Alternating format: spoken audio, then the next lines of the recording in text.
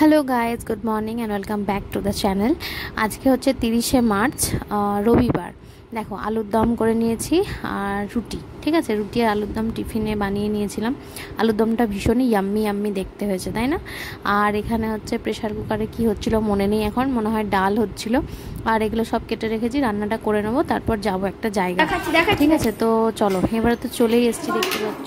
Hello guys, এই সকালবেলা পর এতক্ষণ এলাম, এখন বাজে 10টা। চলে এসেছি কোথায় তাই না? চলে এসেছি হচ্ছে আমার বোনের বাড়ি, মানে আমার পিসির মেয়ে তার।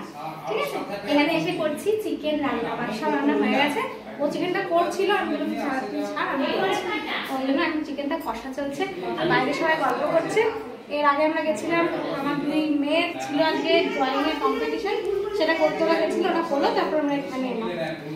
আমার মা, কাকিমা, দাদা, বন্ধু সবাই এসেছে। যাও বাইরে গিয়ে দেখা সবাই।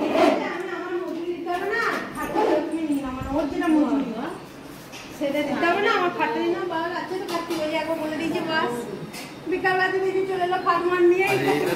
ছেলেটা পাগল বেরিয়ে যাচ্ছিল, লম্বা না, এখন দুপুর 2:30 মতন বাজছে, সবাই খেতে বসে গেছে, মানে এই বাচ্চাগুলোকে আর এই আমার মানে বোনের যে বর আর আমার দাদা, এদেরকে খেতে দিয়ে দেওয়া হয়েছিল। তারপর আমরা আবার একসাথে খেয়ে নিয়েছিলাম। ভীষণই ঠান্ডা, জানো তো, এই বোনের বাড়ির নিচের যে অংশটা ভীষণই ঠান্ডা। Good morning. আর এই ভিডিওটা হচ্ছে অনেক আগেকার ভিডিও। কেমন ঘুম হয়েছে তোমাদের?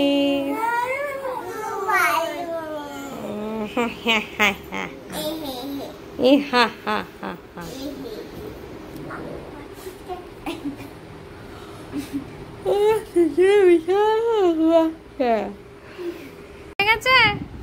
কোথায় যাবে স্নান করে?